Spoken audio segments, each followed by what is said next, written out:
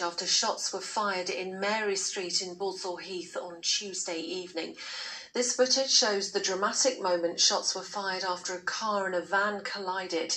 3 men from the car ran from the scene while being chased by a man holding what police believe was a handgun. A 4th man was chased by a man with a machete. Officers are appealing for information. Tributes have been paid to a health worker from the Midlands who's died after contracting coronavirus. Victor Dinu was a much-respected senior nurse, and today his colleagues wanted to show how much he meant to them. Pablo Taylor reports. NHS staff are used to dealing with loss, but not to saying goodbye to one of their own. And at Heartlands Hospital this morning, the grief was plain to see. 55-year-old Victor Dinu came to the UK from Trinidad and Tobago more than 20 years ago. Since then, he'd quickly become one of the most valued and well-respected senior nurses in Birmingham. He died with COVID-19 on Sunday. Victor was a man of the moment. He was someone you'd want in a crisis. He was cool, calm, collected, and he had the attributes that there'd be a lot of nurses that would envy. He was kind, caring, compassionate, always had time for people, a true gent. We'll miss him forever.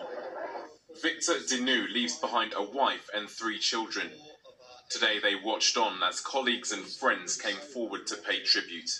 But I know that although I've lost a big brother, I will always carry him in my heart forever. I love you, Victor.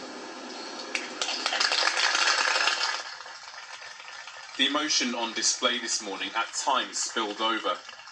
Yet people were also careful to keep apart from one another, the restriction making a difficult day even more so.